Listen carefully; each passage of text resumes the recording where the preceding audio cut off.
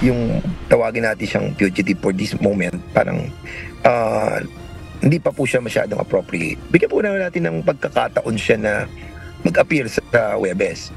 Hapon ng Lunes, September 16 na isilbi ang contempt order ng House of Representatives sa tanggapan ni Attorney Harry Roque, dating presidential spokesperson ng Duterte administration.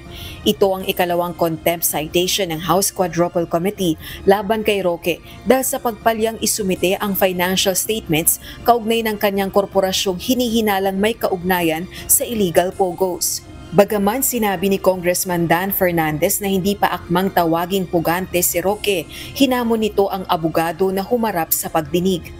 Kung talagang umiiwas siya na siya ay pumunta dito sa Kongreso, alam mo may presumption lagi yan kapag evasive ka and then you're trying not to accede to the request of the Quadcom regarding the alam mo kasi simple lang naman yung hinihingi ng Kongreso yung aming committee, yun lamang mga dokumento pertaining to the income tax return. Lahat naman tayo nagbabayad ng income tax, and also yung ating pong SALN.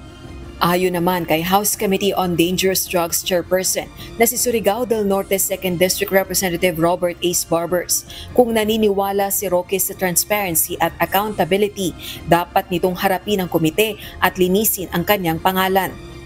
Dito tayo sa Quadcom, wag dyan sa social media. Hindi naman tayo makapagdebate dyan sa social media. Itong hinihingi namin dokumento sa iyo ay may kaugnayan doon sa iyong alleged involvement dito sa usapin sa illegal pogo. Magpakalalaki ka, umarap ka dito sa amin, hindi yung nakatalikod ka palagi sa Quad, doon ka nagsasalita. Pumalag naman ang mga kongresista sa alegasyon ni Roque na power tripping ang Quadcom. Hindi po tama yung ginagawa nila. Pasigaw-sigaw, kapag ayaw ng sagot, contempt kaagad, nagpa-power tripping na po sila. Miski wala po silang batas na binubuo, tuloy-tuloy ang paninira nila sa pamilyang Duterte. Hindi mo siya pwedeng questionin na nagpa-power trip yung mga members You have to remember that it is included in the rules of the House of Representatives. And nakikita mo naman that they are really violating by evading our questions and lying in front of all of us. What will happen to all these investigations? People will not believe us anymore. Kailangan pa ba mag-power tripping ng mga Quadcom chairs? Diba? Marami ho sa amin ay mga bago. Ako, graduating ho ako. Puspusan naman ng law enforcement agencies kabilang na ang Philippine National Police sa paghahanap kay Roque. Ayon kay PNP Chief Police General Romel Francisco Marbil, bumuuna ng Special Tracker Team sa pangunguna ng Criminal Investigation and Detection Group o CIDG upang hanapin si Roque.